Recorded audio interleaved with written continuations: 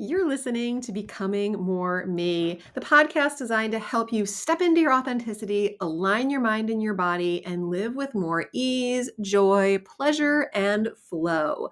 Welcome to another inspiring episode of Becoming More Me. I am so thrilled to be having a great conversation with the wonderful Dawne Gordon today. Dawne is not only a passionate Feng Shui and Bazi expert, but also someone who's deeply transformed her life through mind body work, especially in her journey with me in the Becoming More You program.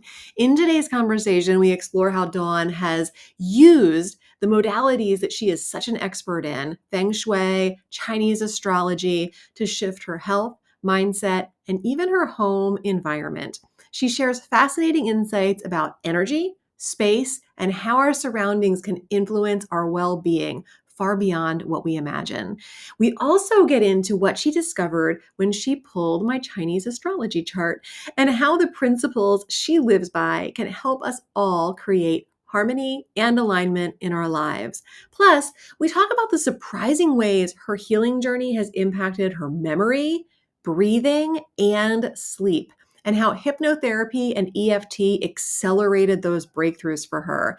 So, whether you're curious about Feng Shui, navigating a transition, or looking for new ways to support your mind, body, and space, this episode is for you.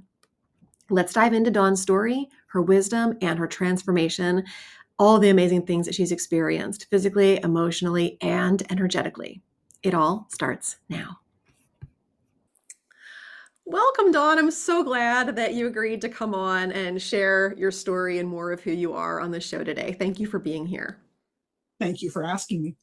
Absolutely. I always love to start with just a little bit of personal who you are outside of what you do and everything else. So, could you tell me a little bit about your background, where you live, who you love spending time with, any hobbies or things you really enjoy?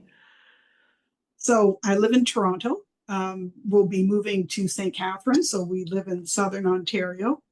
I am at work. I'm an executive assistant to the CEO. I've done admin work pretty much all of my working life.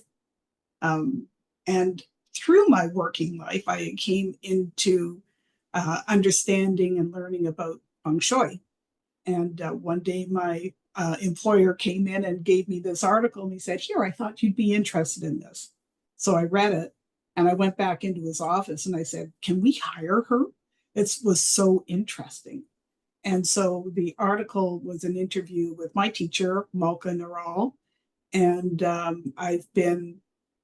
uh, she's been my teacher since 1997 Oh, wow. for feng shui. And she's introduced me also to Chinese astrology, which is Bazi, and then also um, timing strategies through Chiman, and it's been wonderful.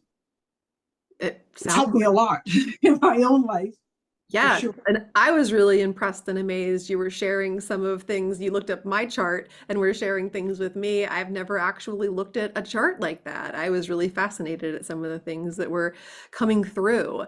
How would you say that the understanding that you've gained of Feng Shui and Batsa have influenced like your personal life and the way that you approach challenges? Well, for feng shui, it's been a big influence well, since 1997. It Yeah. helped me. My first um, influence there was we worked on my employer's office. And we went from not being able to, just the occasional deal. He was a venture capitalist specializing in telecommunications. Okay. And once we implemented the changes that Malka recommended, we just had deals coming in through the door. Just and then the area that we were renting the office space, they changed the um, floor plan. And it was so interesting because they said, "You have to change this now." And the deal stopped Hmm. completely, That's really fascinating. instantly. As soon as the work started, the deals stopped coming in the door. I can also relate to this. I know we were talking about how I moved in 2020 into the home that I'm sitting in now in my office, and you're getting ready to move. And, what kind of considerations were you taking into account when you looked for your home? Yes. And so I have learned to my peril not to ignore things. One thing that I did this time is I contacted a colleague, and she was I would bounce things off of her. So I would send her information, I would send her listings, places that we found attractive that drew us in, right? And so I know what the kind of high level things of what to avoid. And so I would look for these things, but I also know from my past experience that if you love something, you Mhm. can overlook the flaws, right? That's in the, relationships, everything. We'll look past things. So I brought her into the process of finding a home because I wanted that kind of third sober opinion, right? Yeah. And so she was able to wash away the fantasy, and we narrowed it down to the home we're moving in now. I have every belief that it's going to be fantastic for us. We'll be able to thrive there. As an example, one house that we bought, and Malka, my teacher, she told me, she said, these are the things that you look for and you do and you avoid. And so I had this in my head, and I should have written it down so that I could check things off, right? But I had it in my head, and I was going, yeah, yeah, everything's okay. Got. Yeah, okay, this is a good house. Well, it turned out to be it was my brother was living with us. It turned out to be a very good house for him, absolutely. And but for Terry and I, not so much. It wasn't that it was a bad house, but it was a struggle. Okay. And so when I went one day, I went upstairs and I looked out the back window and I went, oh, I missed it. I missed it. And so I saw what the problem was with the property, because that really is the most important thing, is the landform. So how the land slopes, how the energy is held in to the property so that it um, supports the family, right? Interesting. Supports their well-being, financial health, everything. And so that was interesting. And then we moved into, so we sold that place and we moved into another house. And through circumstances, we sold the house because my brother wanted to move on with his life. So we sold it. And then we rented. We thought that we would rent for a little while. And Okay. then the housing prices just went crazy in Toronto. When And was so this? that was that. So we rented for quite some time. And the house that Terry found, I I didn't like it.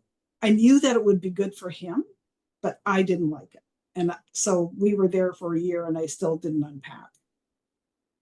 And we ended up living there for 13 years. Oh, wow. I finally did unpack. I was just gonna ask. I'm glad. It's interesting what you said about the land formations. I now have to wonder because our house is like surrounded by a ravine. Is that bad? So there are things that you can remedy, right? That can help. And so you know the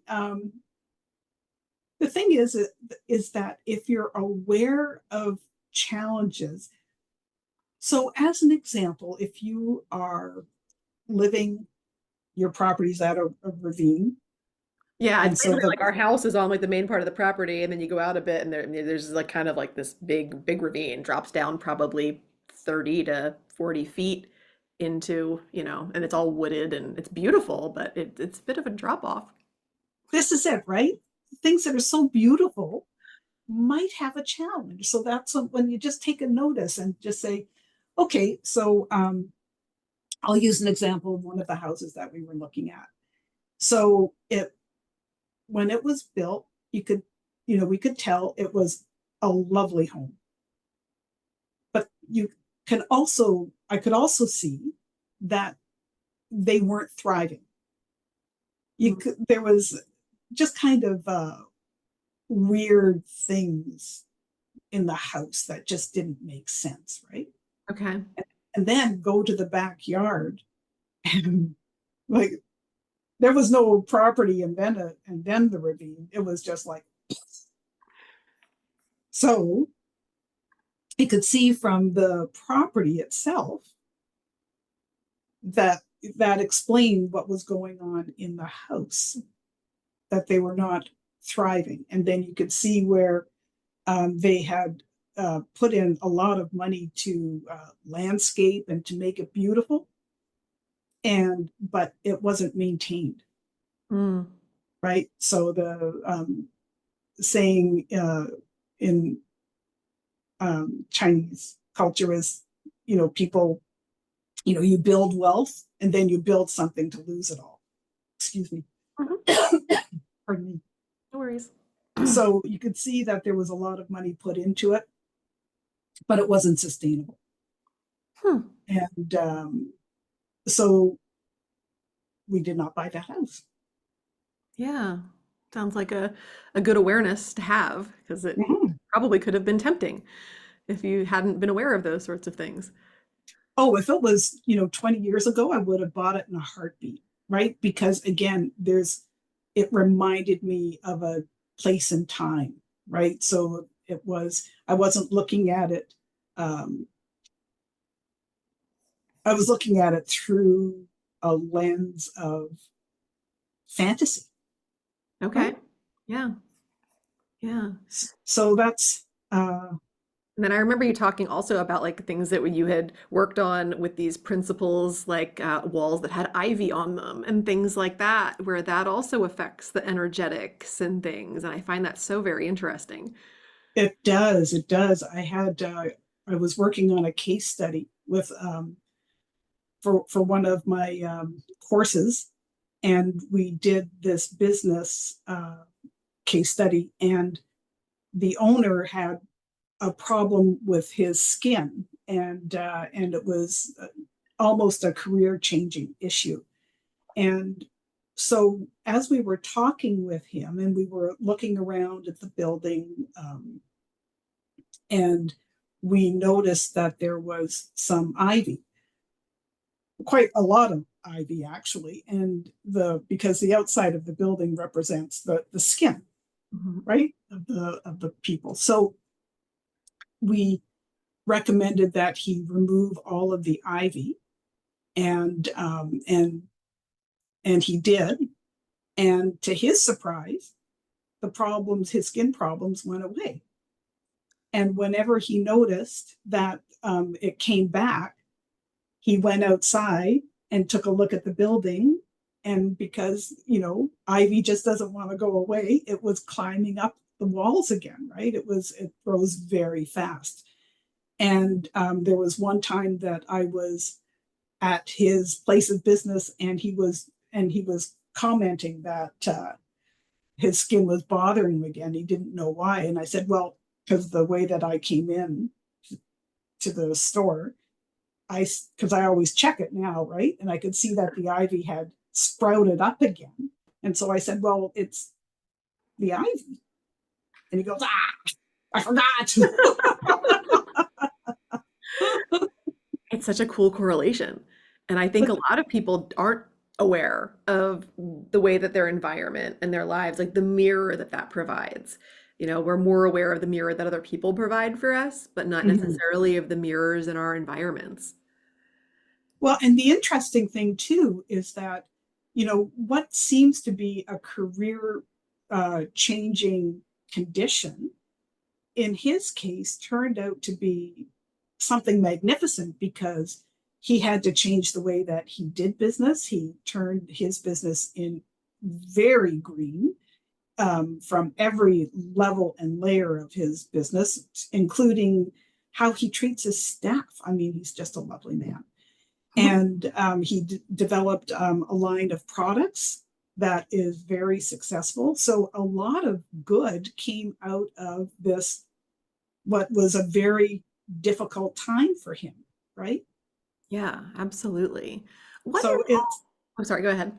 no, it's just interesting that there's, so many times during our darkest or hardest moments, we're so grateful for it later because it just opens a door to something else. It changes our focus and allows us to see something that's to our benefit. Absolutely, absolutely. I noticed big changes after we moved into this house. That this particular room that I'm in now, that's my office. I rearranged it a few times before I was like, how about a little bit of feng shui to kind of make make this right? And it's like I never would have thought to arrange it the way that it is, but I took into account my success direction and all of those kind of things, and I made sure the room was kind of decorated with the right things and the right corners and the right, directions and everything else, and it made a huge difference. I noticed like within days of just like putting my desk where it is right now, versus where it was, because I have a window right here and I had been looking out it, and now I'm right facing the door, and that's also the same direction of my success direction in the house, and it made a huge difference. And I had it like over on that side of the room before my desk, and nope, here is where the desk goes. Right? It's how the energy comes into the room and affects the people in the room, right? It's very important. So whether, you have the energy and the focus you need for your work, Mhm. or in your bedroom to have the calm energy so that you get, so it's that balance, right? So the calm energy in order to rest, but you also need the energy coming into the room to revitalize you, right? So that you have a restorative night's sleep. And and that's it. It's never, it's rarely this or that. It's usually, it depends, and it's usually a balance of things. So making Yeah. sure the energy, your bed is in the right spot in your bedroom to allow that restorative rest is super important. Yeah, and I'm sure, yeah, I'm such a novice and such a beginner. I could definitely use an update. How do people work with you when, if they want help, revamping these things? Does it need to be in person? Do you work with people virtually? How is it best accomplished? It really is best working in person. COVID has taught us, though, that that's not the only way, and so we do work virtually, and just being able to have that one-on-one conversation, but to be able to be in the property is ideal. But we can Feel what's certainly going look at floor plans, and thank you Google Earth, and on. different ways of being able to get a sense of what the property is, and to be able to talk to people to find out what their concerns are, what their challenges are. And the energy changes all the time, Teresa. So we right now we're in a new period, 20-year cycle. It just came into it last year. So that's one energy influence that we take into consideration. But there's also annual and monthly, Wow. daily. And if you really wanted to drill down, you could drill right down to this moment in time. Hey, I'm just popping in to remind you real quick. You don't have to keep navigating the overwhelm, self-sabotage, or emotional chaos alone. If you've been feeling stuck, whether it's in your business, your relationships, or with your own health, there is a next aligned step, and I would love to help you ditch the overwhelm and find it. You can book a totally free, no pressure insight call with me. This is a quick 15-minute one-on-one call where we will zero in on what's really been keeping you stuck, and I will share simple but powerful insights that can help you move forward with way more confidence, ease, and alignment, All you need to do is head to gamechangingconversation.com and grab your spot. I truly can't wait to connect with you and support you in your next chapter of becoming. Now let's get back to the episode. But generally, we take a look at the annual and the monthly energies, and we make recommendations on how to balance the energy in someone's home. And so many times it's, it's talking to people and being able to find out what their challenges and what their concerns are, what their hopes and aspirations are, in order to be able to make recommendations to their benefit. Absolutely. It's no different than in the line of work that I do. And I know Exactly. you and I have been working together now for a few months' time and doing the Becoming More You program. And I know I was super impressed even on that first conversation that we had because you have so many tools and such a rich background in personal development and really understanding yourself and your past and how things are affecting, health and relationships and everything else that I was really thrilled to have the opportunity to work with you. What motivated you to do this work, to, try EFT and hypnotherapy and to do it with me in the first place? Well, the thing is that there have been so many big challenges in my life, and just trying to understand why. I mean, everybody faces challenges. Everybody has good times and bad times. Nice people and not so nice people in their lives, right? Yes. Fortune and challenges. So I just wanted to understand more about that. And then when I found out about Feng Shui, um, it really opened a door. It opened a door to uh, areas of study that I hadn't known about. Yeah. Growing up in Southern Ontario, and so feng shui, learning how my environment affects my son and I, right? And then I started. Then my mother recommended that I take a look at. So I was looking at doing some yoga, and she said, no, do this. And so I ended up going into, Chinese martial arts, and then through that more of the Chinese, like the Batsa, and deeper into feng shui. So Was this from in that, your adult from life or that was this little earlier in life? part, What point in life was this? in 1997. So Okay, gotcha. yeah, and so it's helped me a lot. Yeah, absolutely. And it's given me it's been able to ground me, as opposed to being swayed by events and people's opinions, and just to feel that I'm more in control about the direction of my life. So it's been very beneficial. Good. So then what did you like about the idea of incorporating in like subconscious and nervous system work? Oh, because it's all part of the environment. It's all part of, you know, um, it's all part of what makes me do whatever I do, however I think, and as I'm getting older, I'm getting to understand more clearly how my childhood affects everything that I do, how I see the world, how I respond to people, Yeah. what I feel I have the ability to create. Yeah. Right? Yeah.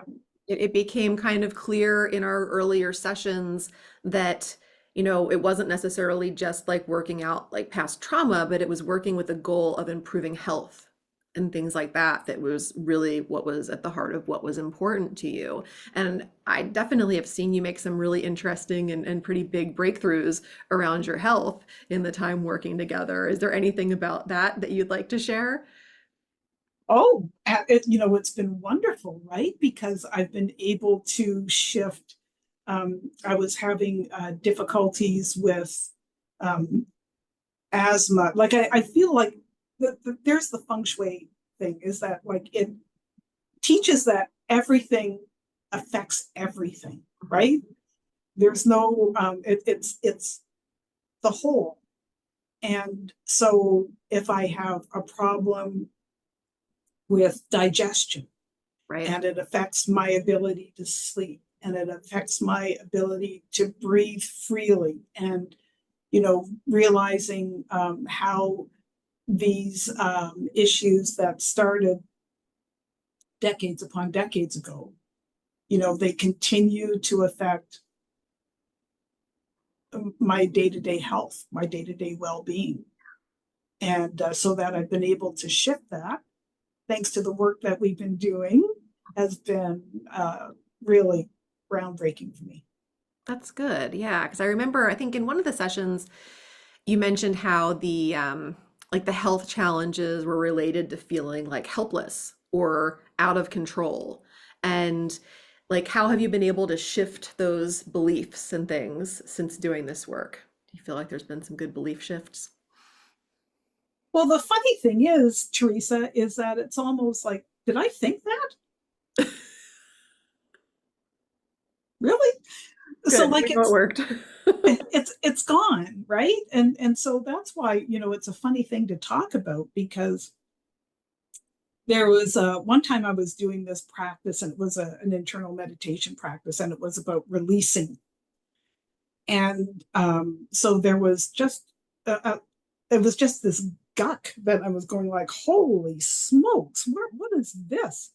But I had no memory attachment. Like I didn't feel I needed to, right? So it's just like I'm aware of what my influences are and how they affect how I respond to life and people and everything that goes into me. And then when it's gone, which I love, right? Because then it is not being held on to. Right. Yeah. And I know before we started working together, you hadn't done hypnotherapy. And there was some apprehension, as happens with a lot of my clients, which is why I'd love to Yes. chat about it a little bit, because a lot of people think, I think we've been all conditioned with a little bit too much of the showmanship of hypnotherapy and things that aren't really what it is. And we went in gently, and I think, let me know, what was your experience with that? What did you think of hypnotherapy as we did multiple sessions of it? Yeah, I'm thrilled with how it's working, because my concern was that it would pull up something that I have no interest in pulling up. And so I was looking at it, that it could possibly be destructive instead of helpful. Mm, I I met somebody once who um, went through a hypnotherapy session, and she remembered something that was so damaging that it set her back years. And mm, so that was my understanding of that, and it is absolutely not that at all. yeah, It's very kind and gentle, and it's a way of being held, yeah, right, and reassured, and to be able to look at whatever that trauma or belief or misunderstanding was, and to be able to unravel it, rewrite it. okay? And then just to let it go, Yeah. because so many times, like, what when you think about the things that were really harmful as a child. I mean, some of them it's just harmful, right? Rotten things Sure. happen to people, and we learn to deal with it in whatever, many different ways.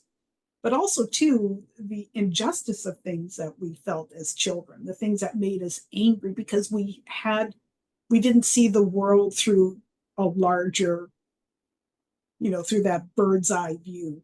Right.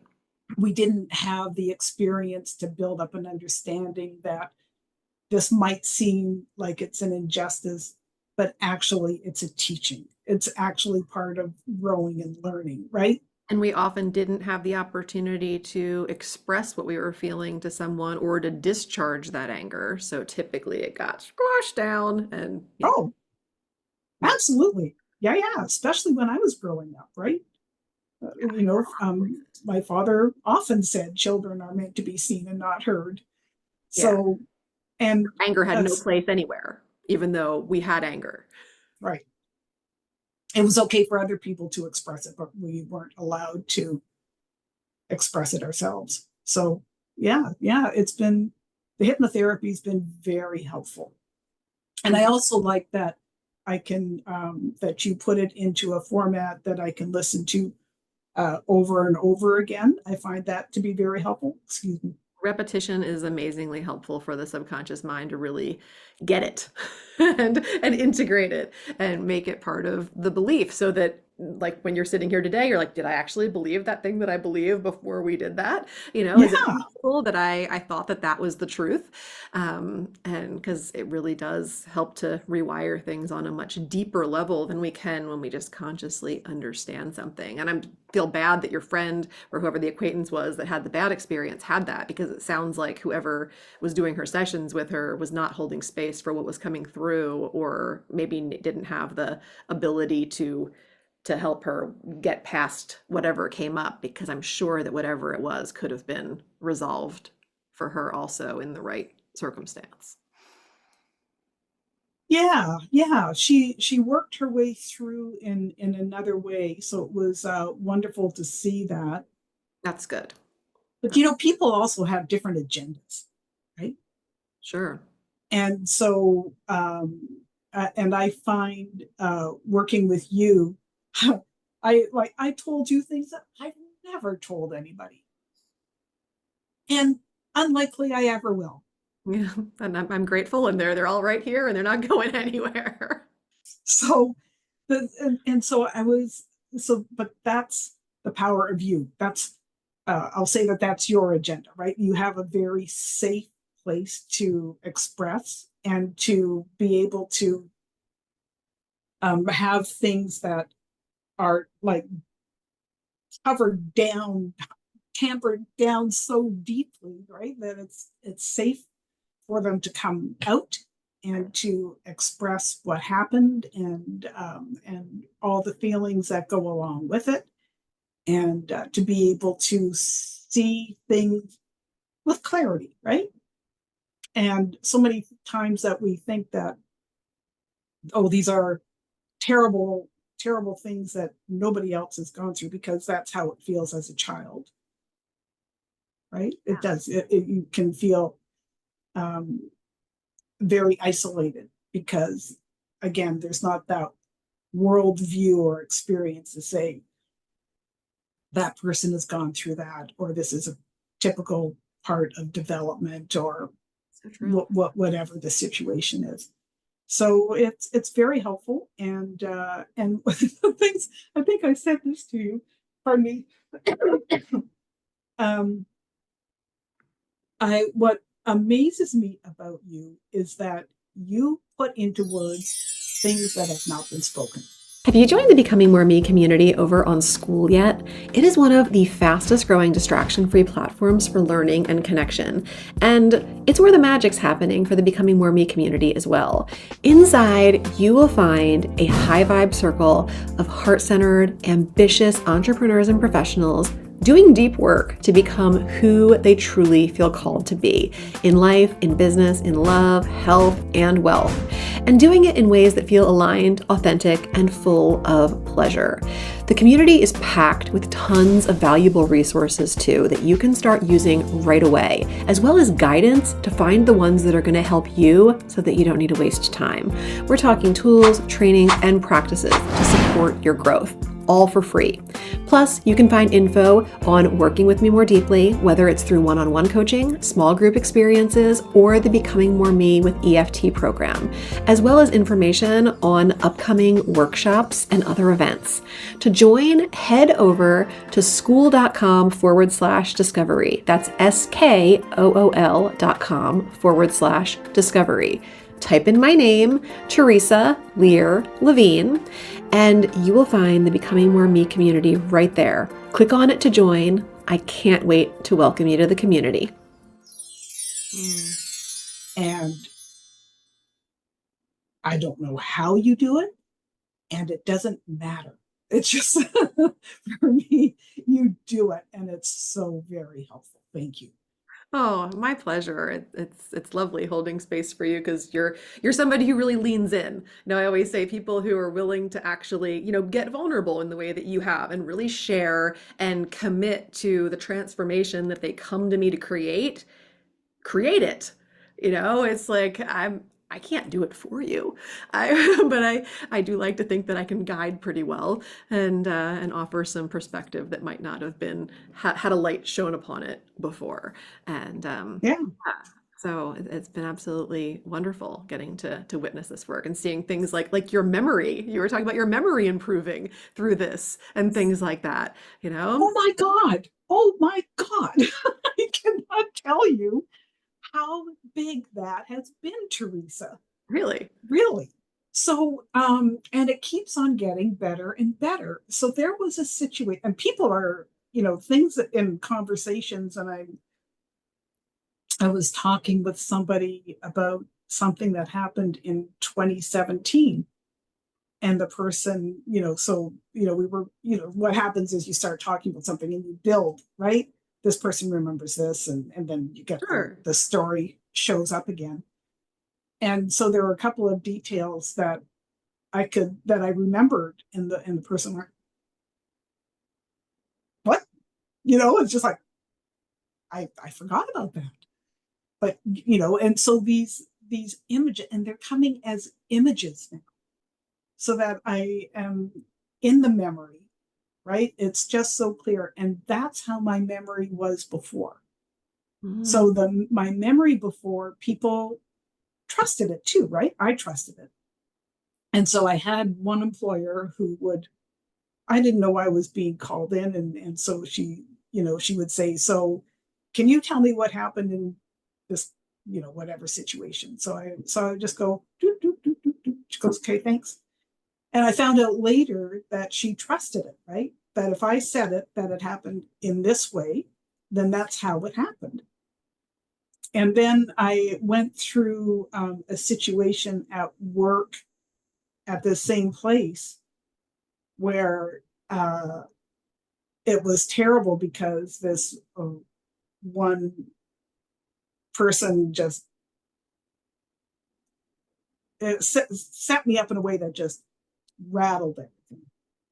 Yeah. And I found, and pinpointing later, was that's the part, that's the day that something shifted. Because when I was asked, so what happened? I was so rattled by it, like I couldn't get out a coherent report about how this is what happened, and this is what led up, this is what happened, and this is what followed. Right. And it wasn't until later that I realized that that was a moment that had to shift. And so, thank you, it shifted. Yeah. And thanks also to your awareness and your ability to kind of be willing to go in and find those moments again. Because I think oftentimes when we start forgetting things, I'm using air quotes for anybody who's listening, because I don't think that you ever forgot any of those things, and our subconscious Mhm. never does. Even for people who are going through true memory loss or Alzheimer's or dementia, the subconscious still has got it all together. But we lose touch with that sense of safety that it's okay to remember those things. And Mhm. and then we start it's like numbing almost, but it's mental, where we're just kind of blocking certain things out because the idea of remembering them doesn't feel safe anymore. So I think a lot of what we did was restore safety for you. Agreed. Yeah. And again, that's what I value about working with you is that you can put into words things that haven't been said. Was there anything in As long as we particular? know each other, Teresa, I'm going to be saying that so over Oh, and over and over, because it's um, really an amazing um, skill, talent, ability, thank you.